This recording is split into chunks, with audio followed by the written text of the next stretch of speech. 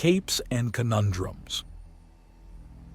So, if I want to try level 4, Ambush Knight asks, and Robin chuckles. Perhaps you should try and get something else out of the rhino over there first, Robin asks, and Ambush Knight considers before shaking her head. No, I wouldn't want to scare him off. I get the sense I'm pushing it a bit, Ambush Knight says, and Robin considers. Well, we should get the Shadow Flight and Dark Scream through the test one way or another first. We're still in the practice stage here and don't have many administrators yet. So you can't just run the next one alone? Ambush Knight asks. I can, but it's against protocol. We only have one Overwatch looking over us at the moment, and any testing area with people in it needs at minimum one dedicated Overwatch and a dedicated instructor. Now, since you're finished here, and we need to fill in the time, Robin says, even as Shadow Flight levers around her pugil stick so she can knee him in the shoulder. Very good. You are learning that the most dangerous thing about a weapon is the one holding it. El Reno is satisfied. Now, choose your final weapon, El Reno declares, as the screen lights up to show Darkscream pausing and then crouching down to examine the severed hand prop. Well, seeing Darkscream at the hand does remind me. I'll assume you still want input on how to improve these tests, right? Of course. Letting us all know that we don't need to move things around would be a great idea for the future. I tried to move the gun and spent a while second-guessing myself when I found out that I couldn't. Ambush Knight advises as she turns over her badge in her hand. She can already see the insignia on it. Right, yes. I put that down after dealing with Darkscream. Anything else? Maybe space out the clues a little more? They're kind of close together and all on the same general level. Make us climb for them and hunt a little more. Fair advice. Our current plan is to have some areas of the maze we can just cut off and shift around, changing what clues are available and the layout of the maze. Robin answers before smirking. However, no one found the final clue, not yet. What is it? She asks, and he chuckles as he sees Shadowflight trying to bonk El Reno in the head with an Eskrima stick. No point telling you. You failed to see it. Everyone found the claws and gun in hand, but there's another, one that no one seems to have spotted. He replies, and Ambush Knight starts thinking hard about anything she might have missed. She didn't miss anything too big. She had missed a scrap of cloth at the level of a human's thigh, or Killer Croc's knee, a piece of rough clothing that hinted that the person in question was wearing old and worn jeans, which wouldn't point to any one person, but it would rule out a huge number of suspects. The screen showing Darkscream winks out as she leaves the area around the clue. Ha ha! Pick it up! Let us continue! El Reno proclaims as he disarms Shadowflight with a hefty swing of his Eskrima stick. You are doing well and we are nearly finished, so let us continue. Hold it! I haven't heard who she thinks she's chasing down here. Do we have a name? Robin calls over. Speaking of names, I see that Ambush Knight is one test away from having hers on her badge. I thank you for not spoiling things with Shadowflight. Just remember to wear something nice on the date you promised them, because you're at least going on one. Robin calls over, letting the implied insult of screwing up his job slide off. Now, Miss Shadowflight, who is our criminal? Killer Croc. No one else likes water so much, no one else might eat someone, and no one else would do that to a gun. I'm surprised we didn't find a big rock thrown, Shadowflight calls out. Of course, that's only considering if we're just sticking to Gotham for now and haven't moved into the Batman Beyond era, because a splicer could easily fit the bill and be like Killer Croc, but not. It's such a shame they didn't bring back some kind of splicer like Croc in the cartoon later, Ambush Knight says, and Shadowflight shrugs. People miss opportunities all the time, that's just life, Shadowflight says as she steps from side to side, then charges at El Reno with a heavy stab before following through and swiping at him. The stab is dodged and the swing is deflected. Keep pressing! Keep pressing! El Reno's defense is mighty, but persistence pays off. Elrino encourages her even as the test continues, and at last Darkscream joins them in the room. "Are you ready?" Robin asks her, and Darkscream considers. "Have they both already said who it is?" Darkscream asks, indicating the other two. "They have," Robin answers. "Killer Croc, I think. It could be a splicer, but I don't think there was ever a straight-up crocodile splicer." Darkscream offers thoughtfully. "Maybe it is. You can tell me your justification while we spar and then input it on the Bat computer when we're done. It will tell you if you're right or wrong," Robin says before he indicates the weapon racks. "Now, you need to choose 3 of them and show some skill. Which one do you want to start with?" Darkscream had ended up needing more help with pugil sticks rather than eskrima, and she liked grappling. But all 3 of them were eager, very, very eager to see level 4. They don't even think to try and get anything else out of Santiago as they were eager. The final chamber is what seems to be nothing less than a massive Gothic-style mansion. "All right, girls. Here you put everything together. The blueprints have been redacted and you have no access. There are guards everywhere. You have heard from Killer Croc no less that something is going to go down.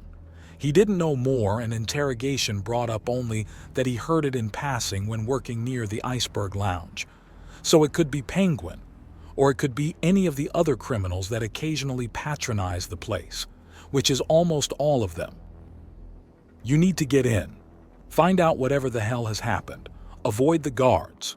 Track down whoever you think is responsible and escape.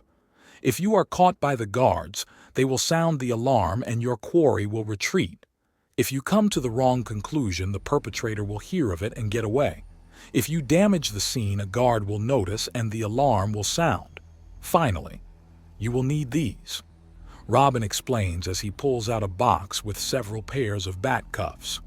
"Your winning condition is identifying the potential opponent, of which 3 will be available to combat, and then putting them in cuffs, and then calling it in. Hold out your communicators, please," Santiago says. He had been persuaded to take off the El Reno mask and was back at more natural volume levels. The devices are brought out and Santiago brings out his own to download an app. That is what you use to try and call it in. None of you will know if you have won or failed until you use this app, so be very, very careful. Hand-holding is finished. See you 3 at the finish line.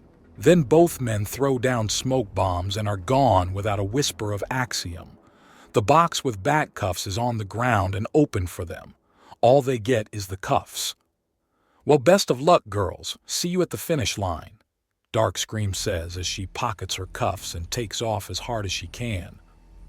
"She's going to be the first one out, isn't she?" Ambush Knight asks. "If you don't beat her to it?" Shadowflight asks. "Hey!"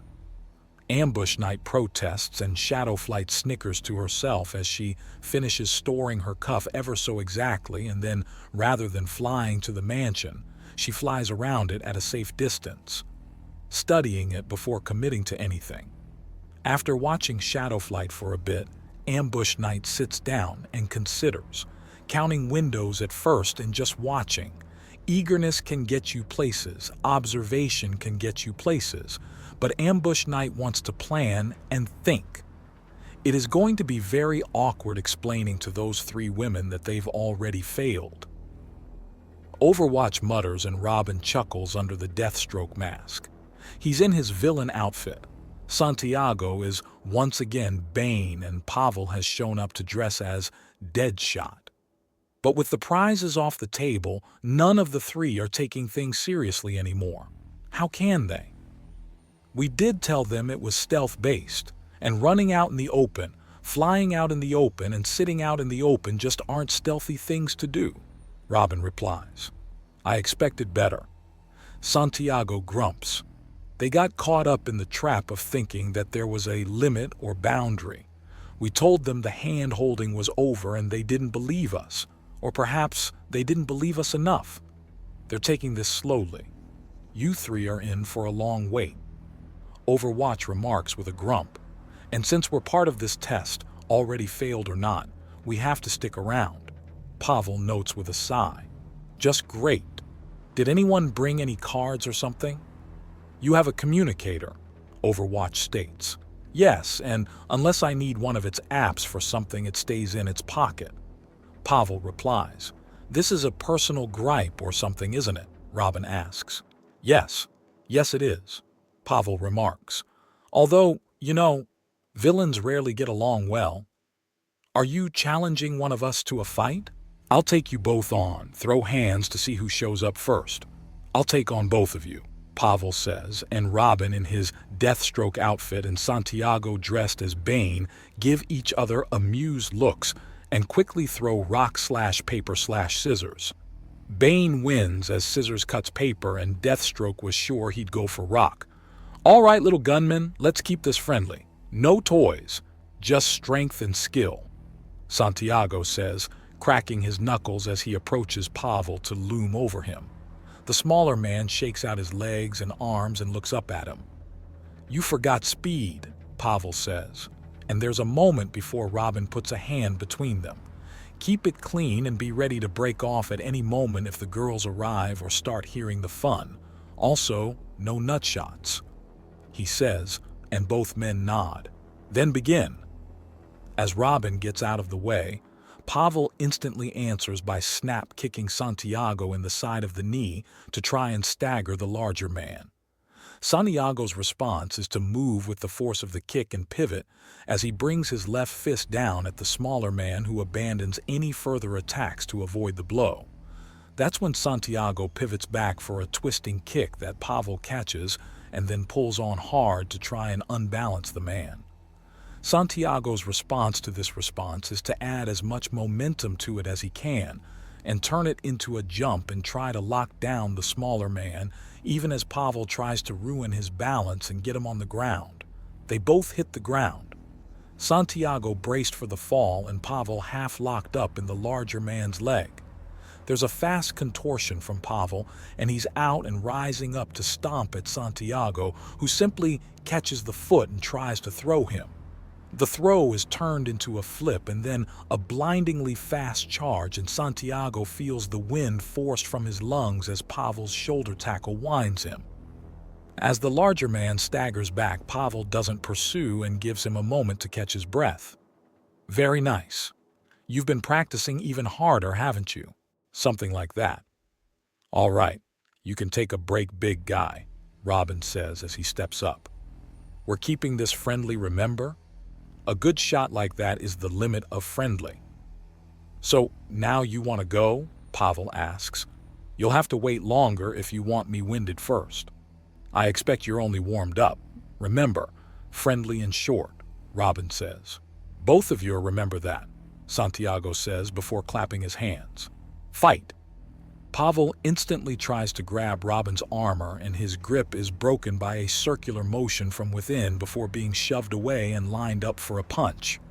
A punch that's revealed to be a bluff as Robin flicks for Pavel's eyes and he ducks down in response and uses his lower center of gravity to knock back Robin with a powerful shove. Pavel gives him no room to breathe or reconsider as he charges with a flurry of blows, and Robin smacks them away as fast as he can before changing it up and catching one to give it a pull and force Pavel off balance. Pavel himself is then pushed in the back and sent staggering even harder. Oh, come on! Actually fight and don't just have a little shoving contest, Santiago jokingly chides the two men. And there are some chuckles as the three women in the mansion do their level best to avoid the guards, unaware that they've already failed the test.